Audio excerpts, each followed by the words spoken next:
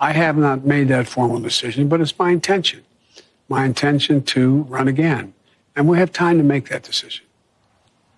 Dr. Biden is for it. Mr. President. Oh. I think he actually dozed off. Like, no joke. I actually think the guy dozed off. This is really bad.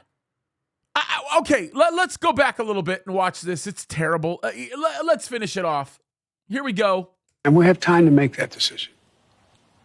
Dr. Biden is for it. Mr. President. Oh. Dr. Biden thinks that, my wife thinks that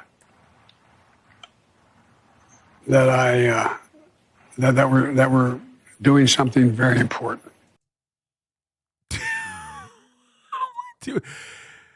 My wife, Dr. Oh boy, oh boy, oh boy, oh boy. Folks, God help us all. That's all I have to say. What an absolute mess. Now, I am not going to continue to stand on the hill and proclaim how incompetent and crazy the man that you just saw and heard actually is.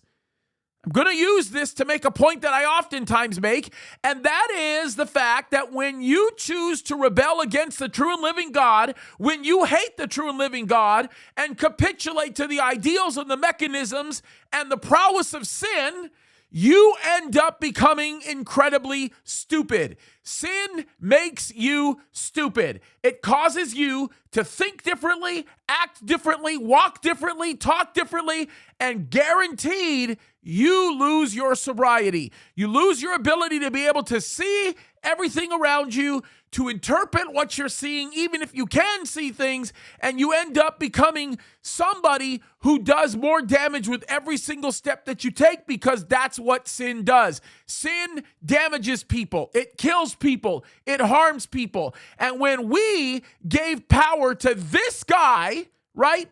This guy right here to rule, I'm telling you right now, what we basically did, and I say we, America, and do not get into this happened with the election or that. I'm not even talking about that. I'm talking about we gave power to this guy because the United States of America cared more about their sin more than they cared about the true and living God. So we are being judged by God in him allowing us to have this guy as our president because sin encircles him, encamps him, entrenches him, and this is why we are seeing the kind of stuff that we are seeing right now.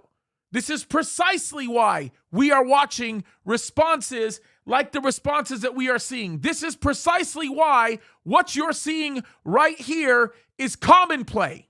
Right here. Folks, enough is enough.